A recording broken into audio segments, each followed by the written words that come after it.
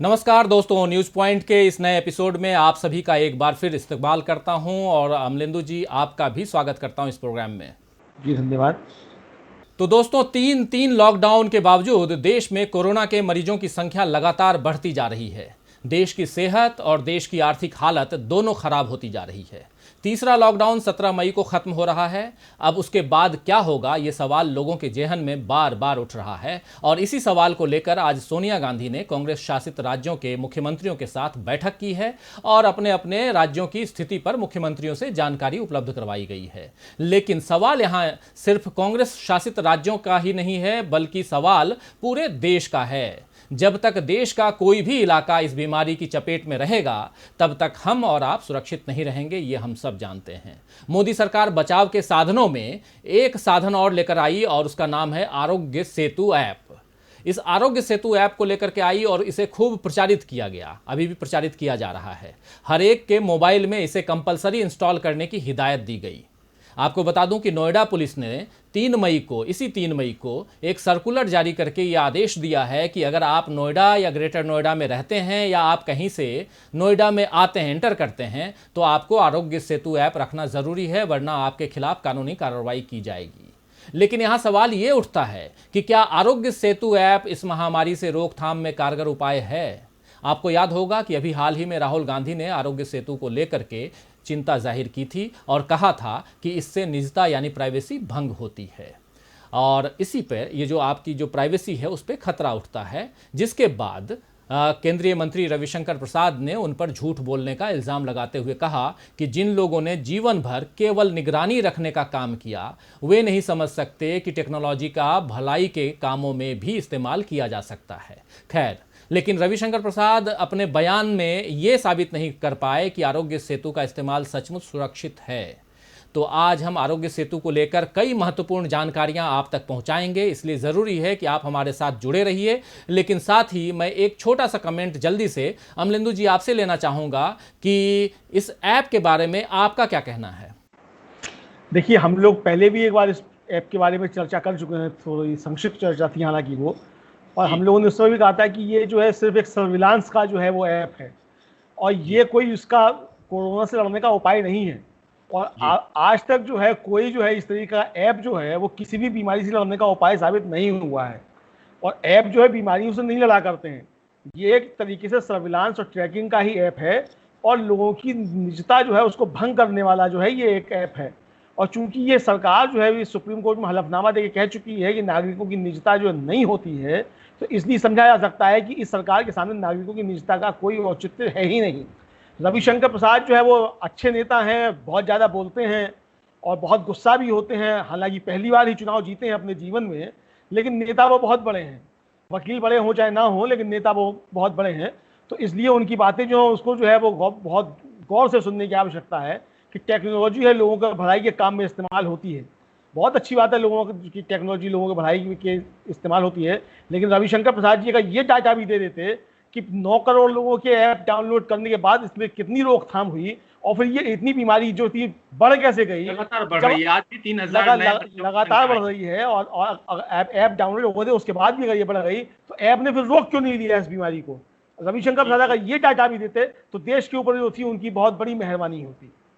जी बिल्कुल सही कह रहे हैं अमलेंदु जी, लेकिन थोड़ा सा जो अभी हम लोग बात कर रहे हैं आरोग्य सेतु जिसको लेकर के मैं बोल ही रहा था कि इसके जो कई सारे तथ्य हैं वो आप तक रखूंगा। दरअसल राहुल गांधी ही नहीं, कई तकनीकी विशेषज्ञ जो हैं वो और प्राइवेसी एक्टिविस्ट इस ऐप को लेकर के पहले से आगाह कर चुके हैं और इस पर सवाल उठा चुके हैं। दूसरी तरफ सरकार के कहने पर करोड़ों लोग, जैसा कि बता ही रहे हैं आपके 9 करोड़ लोग इसको डाउनलोड कर चुके हैं। सरकार का कहना है कि इस ऐप को मोबाइल में इंस्टॉल कर लेने से अगर व्यक्ति हमेशा जीपीएस और ब्लूटूथ ऑन रखे तो उसे घर से बाहर निकलने पर यह पता चलता रहेगा कि वो कहीं किसी संक्रमित व्यक्ति के संपर्क में तो नहीं आया है। लेकिन अब इस ऐप की कई सारी खामियां उजागर हो गई हैं। इंटरनेट फ्रीडम फाउंडेशन IFF है, एक फाउंडेशन है, उसने आरोग्य सेतु ऐप पर एक डिटेल्ड यानी विस्तार पूर्वक एक रिसर्च की है। इस संस्था के मुताबिक अमलेंदु जी, भारत में व्यापक डाटा सुरक्षा कानून का अभाव है और सर्विलांस और इंटरसेप्शन के जो कानून है भारत में वो आज की हकीकतों से बहुत पीछे है। आईएफएफ के मुताबिक सिंगापुर और कुछ यूरोपीय देशों में भी सरकारें इस तरह के ऐप का इस्तेमाल कर रही हैं, लेकिन वहां ऐसी कई बातों का ख्याल रखा जा रहा है जिसे भारत में नजरअंदाज कर दिया गया है। जैसे सिंगापुर में सिर्फ स्वास्थ्य मंत्रालय इस तरह की प्रणालियों द्वारा इकट्ठा किए गए डाटा को देख या इस्तेमाल कर सकता है और नागरिकों से वादा किया गया है कि पुलिस जैसी एजेंसियों की पहुंच इन प्रणालियों और इनमें निहित डाटा तक नहीं होगी, यानी उनका जो डाटा है वो पुलिस नहीं लेगी। लेकिन भारत में नागरिकों से ऐसा कोई वादा नहीं किया गया है। एक खामी यह भी है अमलेंदु जी कि आरोग्य सेतु ब्लूटूथ और जीपीएस दोनों का इस्तेमाल करता है। अधिकतर ऐप दोनों में से किसी एक का इस्तेमाल करते हैं, हम सब जानते हैं। अधिकतर ऐप जो है सिर्फ एक पॉइंट पर डाटा इकट्ठा करते हैं, लेकिन आरोग्य सेतु कई पॉइंट्स पर डाटा मांगता है आपसे। आईएफएफ जो है वो कहता है, उसके अनुसार आरोग्य सेतु में पारदर्शिता यानी ट्रांसपेरेंसी के मोर्चे पर भी कई खामियां हैं। ये अपने डेवलपर्स और उद्देश्य के बारे में पूरी जानकारी नहीं देता है। एक अहम पॉइंट और भी है कि ऐप के ही टर्म्स ऑफ सर्विस में लिखा हुआ है कि ये कोविड-19 पॉजिटिव व्यक्ति को पहचानने में गलती भी कर सकता है। ये इस ऐप के टर्म्स ऑफ जो सर्विस है उस पे लिखा हुआ है, यानी किसी भी व्यक्ति को गलती से ये ऐप बीमार भी बता सकता है और उसकी आवाजाही पर यह व्यक्ति रोक लगा सकता है, उसको क्वारंटीन करवा सकता है। तो अमलेंदु जी, सरकारी दावे और उसी ऐप के टर्म्स ऑफ सर्विस की बातें दोनों अलग अलग हैं, दोनों अलग अलग बातें बयां कर रही हैं। आप क्या कहेंगे? नहीं, देखिए, हम लोग तो शुरुआत से ही कह रहे हैं कि ये जो है असल में देश को जो है वो एक पुलिस स्टेट और सर्विलांस स्टेट बनाने की तैयारी हो रही है, और जो काम सीए और एनआरसी से नहीं हो सकता था उसको जो ये महामारी कोविड-19 की आड़ में जो है वो ये सरकार पूरा करने जा रही है। और इसमें कोई देश हित नहीं है, ये जो है सिर्फ बड़ी कंपनियों का, जो अंतर्राष्ट्रीय बहुराष्ट्रीय कंपनियां हैं उनके हित साधने का जो है ये काम है, इस पे जरिए किया जा रहा है। और इस ऐप को लेकर के सिर्फ राहुल गांधी ने सवाल नहीं उठाए हैं, विश्व स्वास्थ्य संगठन जो है वो भी इस ऐप को लेकर के एक तरीके से सवाल उठा चुका है कि ये जो है कि कॉन्टैक्ट ट्रेसिंग ऐप जो है वो जमीन पे जो काम करने का तरीका है उसकी जगह नहीं ले सकता। WHO के जो इमरजेंसी हेड है माइक रायन, उनका पिछले दिनों एक वक्तव्य मैंने पढ़ा था कि हम इस बात पे जोर देना चाहेंगे कि आईटी टूल्स सार्वजनिक स्वास्थ्य कर्मचारियों की जगह नहीं ले सकते हैं जिनकी जरूरत ट्रेस, जांच, आइसोलेट और क्वारंटीन करने में पड़ती है। तो ये किसी भी तरीके से उसका जो है विकल्प नहीं हो सकता। जो जगह जगह जो है किया जाता है, जिस तरीके से आप ट्रेस कर रहे हैं, और इसका जब आप देखिए कि पिछले दिनों खबरें आई थी कि जो आधार का डाटा था वो सहज उपलब्ध था, सिर्फ 1000 रुपए में आप कई करोड़ लोगों का डाटा तो ले सकते थे। इस तरह की खबरें देखने में आई थी जब आधार का डाटा इस तरीके से लीक हो गया था, और तब भी ये सरकार जो थी इसी तरीके से बात कर रही थी कि नहीं, आधार का डाटा एकदम सुरक्षित है।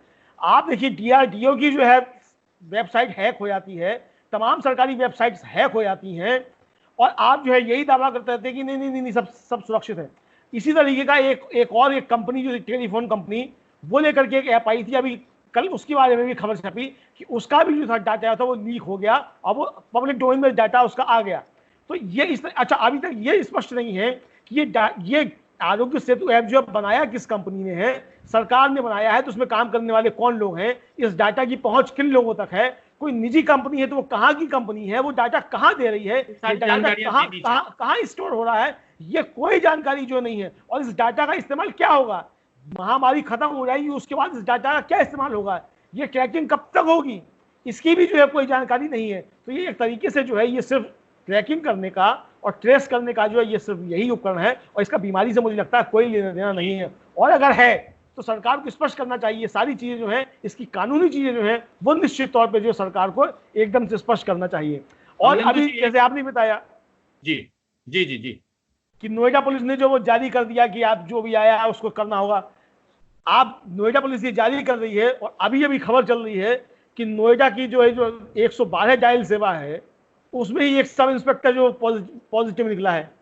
तो यानी आप क्या नोएडा पुलिस ने अपने कर्मचारियों को नहीं करवाया था, सवाल उठना चाहिए कि ना।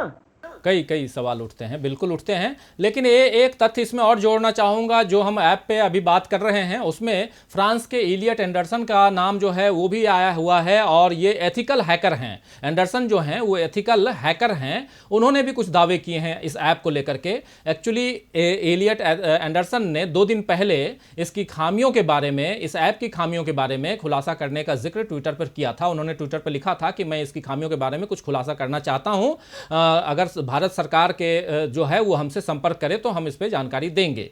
तो भारत सरकार के कुछ अधिकारियों ने जब उनसे संपर्क किया तो इलियट ने कुछ पॉइंट्स उनके सामने रखे।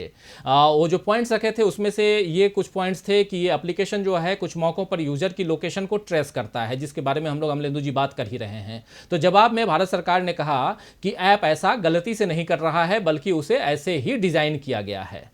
ये बात एप्लीकेशन की प्राइवेसी पॉलिसी में पहले से ही लिख दी गई है। आप देखिए, पॉलिसी ऑफ सर्विस जो है उसमें पहले से लिख दिया गया है कि हाँ ये आपको ट्रैक करेगा। ठीक है। इलियट ने दूसरी चिंता ये जतलाई कि सी प्रोग्रामिंग स्क्रिप्ट के जरिए, जो प्रोग्रामिंग स्क्रिप्ट है कंप्यूटर की भाषा में, उसके जरिए यूजर अपनी रेडियस और लॉन्गिट्यूड और लैटिट्यूड जो है, अक्षांश और देशांतर का जो लोकेशन है उसको बदल सकता है, जिससे वो कोविड-19 के आंकड़े हासिल कर सकता है। जिस पर सरकार का कहना है कि रेडियस जो है वो केवल 5 पॉइंट्स पे, 5 बिंदुओं पे रखा गया है, जिसमें आधा किलोमीटर है, 1 किलोमीटर है, 2 किलोमीटर है, 5 किलोमीटर है और 10 किलोमीटर है। इसी पे सेट किया गया हुआ है, इसलिए उसे इसके अलावा बदलना संभव नहीं है। रही बात आंकड़ों की जानकारी की, तो वो पहले से ही सार्वजनिक डोमेन पर है, यह सरकार का कहना है। इस तरह एथिकल हैकर द्वारा उठाए गए बिंदुओं का जवाब देते हुए सरकार ने यह कह दिया कि आरोग्य सेतु ऐप पूरी तरह से सुरक्षित है और इलियट एंडरसन जो है वो गलत बोल रहे हैं।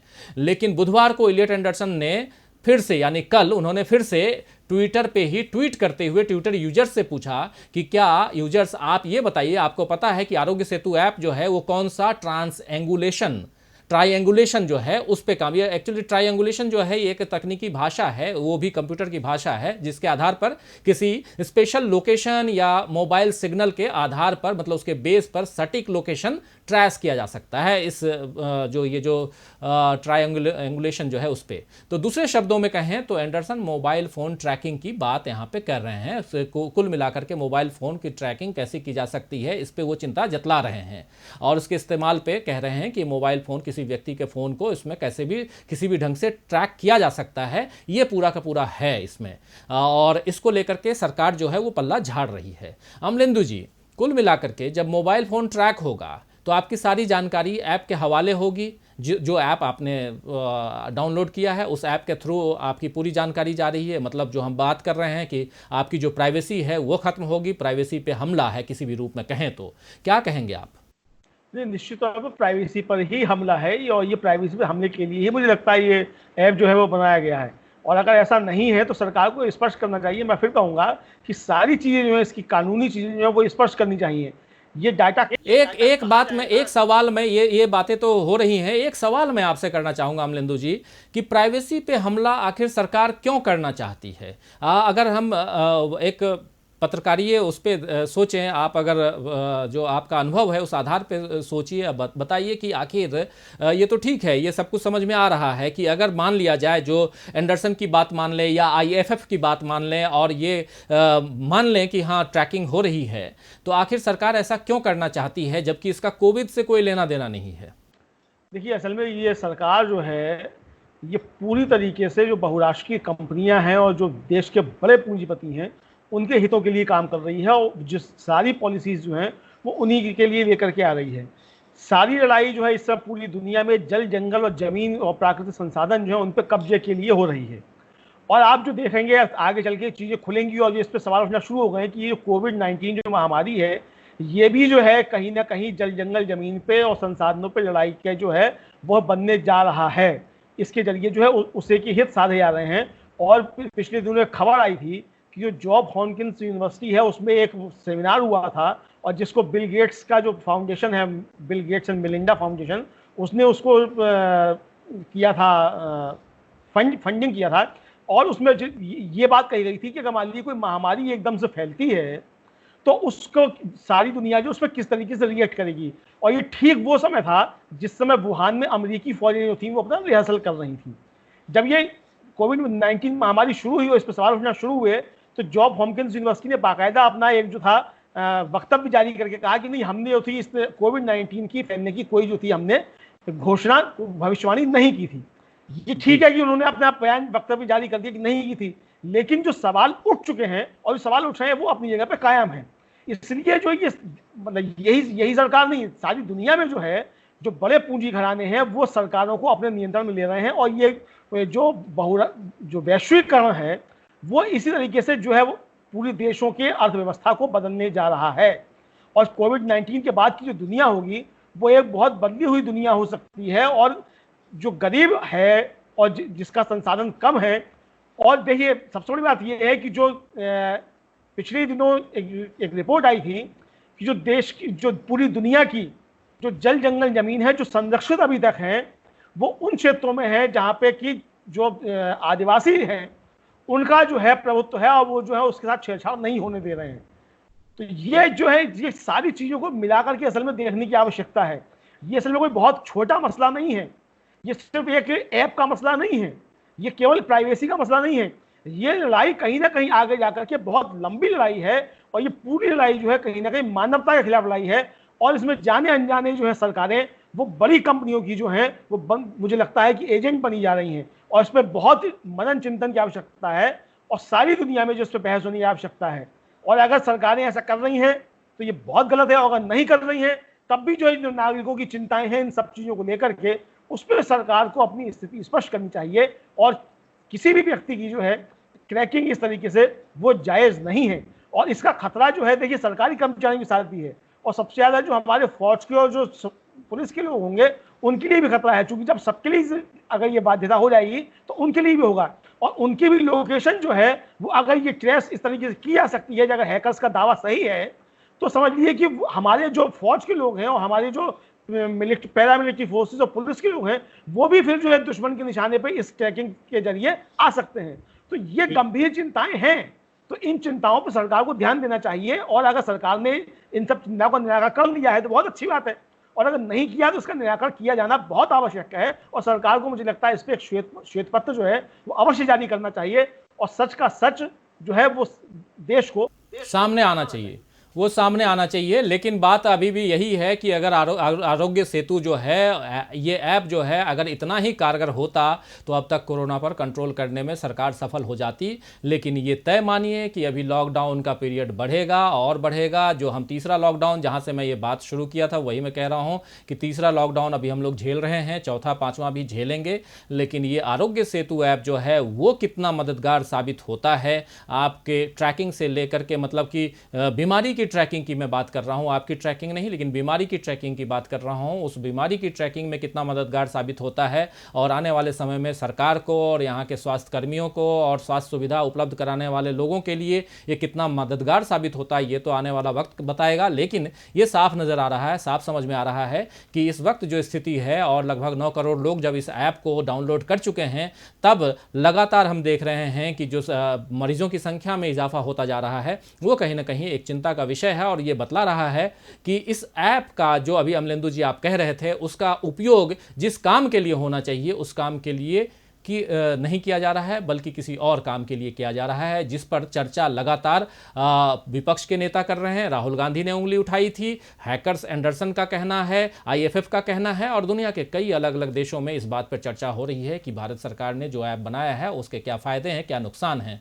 तो आज के लिए मुझे उम्मीद है अमलेंदु जी कि हमारे जो साथी हैं जो अभी हमें सुन रहे हैं उनकी नज़र में भी ऐप को लेकर के, आरोग्य सेतु ऐप को लेकर के कुछ बातें जो है वो क्लियर हुई होंगी, क्योंकि इस पे लगातार चर्चा हो रही है कि ये ऐप सच में डाउनलोड किया जाए या ना किया जाए। तो ये साथियों आपके विवेक के ऊपर है कि आप इसे अपने मोबाइल फ़ोन में डाउनलोड करें ना करें, क्योंकि राइट टू प्राइवेसी की बात है, और राइट टू प्राइवेसी आपको आपके निजता का जो हक है, अधिकार है, वो आपको देता है कि आप किसी चीज़ को डाउनलोड करें या ना करें, ये जोर ज़बरदस्ती कोई नहीं करवा सकता है। आप सर्कुलर कितना भी निकाल दीजिए, आपके ऊपर किसी भी तरह की कानूनी कार्रवाई हो जाए, लेकिन अंततः कोर्ट में आपकी जीत होगी, ये तय मानिए। तो अमलेंदु जी, आपने चर्चा के लिए वक्त निकाला, इसके लिए बहुत बहुत शुक्रिया, बहुत बहुत धन्यवाद। और दोस्तों, आपने बहुत ही ध्यान से हमें सुना, इसके लिए भी बहुत धन्यवाद, बहुत शुक्रिया। और अभी मैं फिर से कहूँगा कि जिन हमारे दोस्तों ने हमारे चैनल को सब्सक्राइब नहीं किया है, कृपया उसे सब्सक्राइब जरूर कर लें।